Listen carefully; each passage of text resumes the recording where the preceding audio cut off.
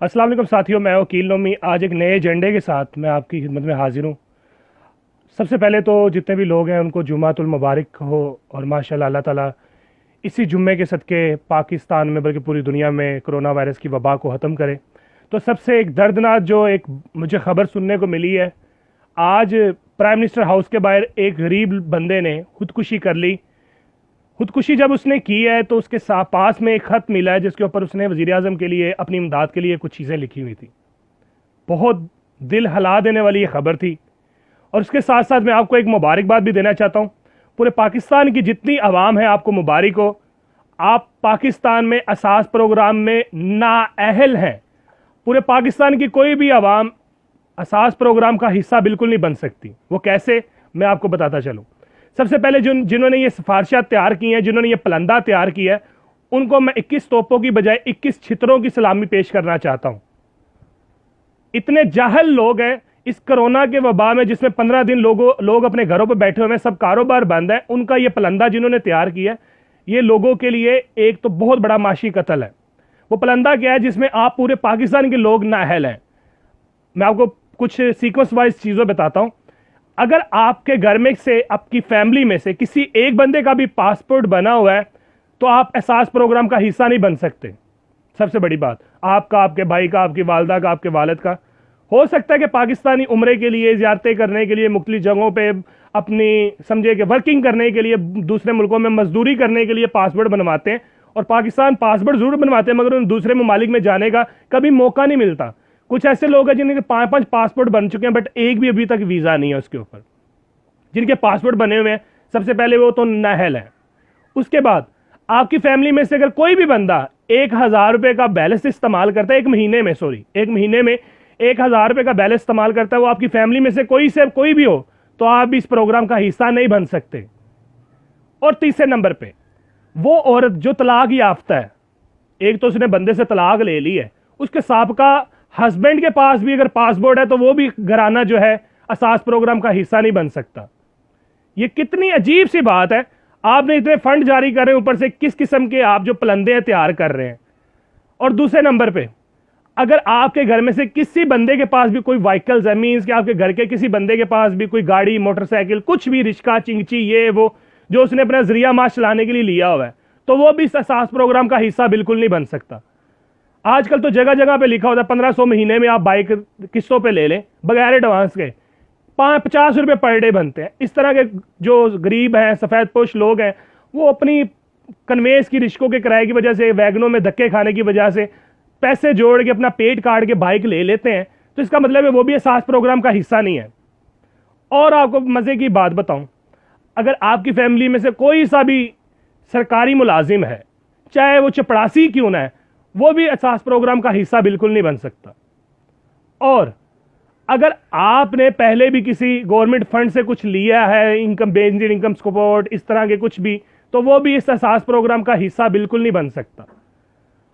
तो बन कौन सकता है? अगर आप मैसेज सेंड करते हैं ना 8171 के ऊपर मैसेज सेंड करते हैं, आपको फौरी रिप्लाई में एक मैसेज आता है कि आप अपनी करीबी जिले इंतजामिया से रब्ता करें।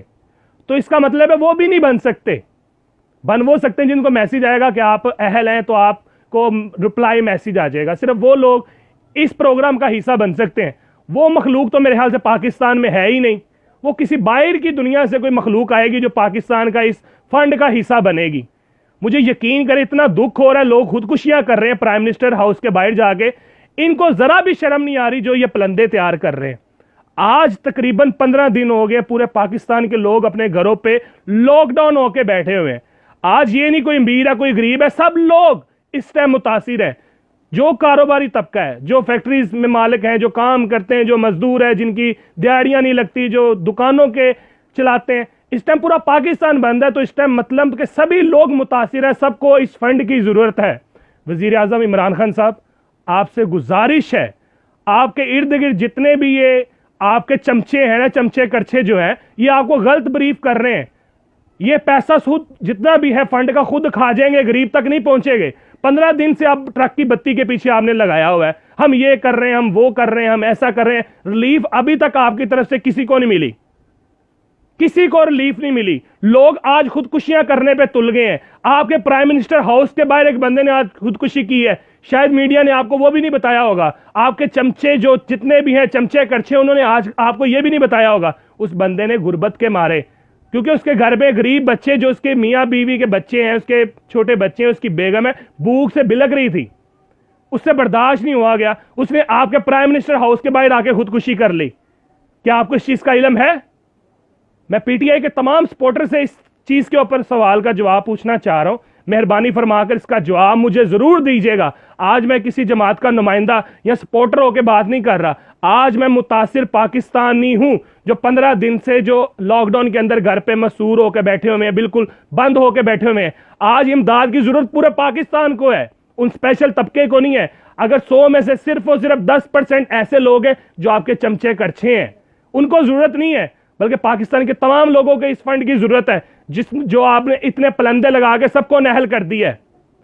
अगर आपने किसी की हेल्प करनी ना, अपने जितने भी मशीर हैं, जितने वजीर हैं, जितने ब्यूरोक्रेट्स हैं, जितने आपके एमएनए एमपीएस हैं, उनकी आप सैलरीज तब तक होल्ड करें, उनकी सैलरीज को आप राशन में तब्दील करें। अगर एक बंदे की सैलरी 2 लाख रुपए है ना, 2 लाख का मतलब है 1000 घराना, 1000 फैमिली एक महीने के लिए खाना खा सकती हैं। अगर आप उस बंदे की एक महीने की सैलरी रोकते हैं, उसको सैलरी की जरूरत नहीं है, जितने आपके मशीर हैं उनकी सैलरी रोकते हैं ना, अगर फॉर एग्जांपल आप जितने ब्यूरोक्रेट हैं उनकी सैलरी आप गवर्नमेंट को गरीब घरों के राशन के लिए मुख्तसिस करते हैं, लोगों को देते हैं, तो यकीन करें पाकिस्तान का कोई भी बच्चा, कोई भी बूढ़ा भूखा नहीं रहेगा, कोई खुदकुशी नहीं करेगा।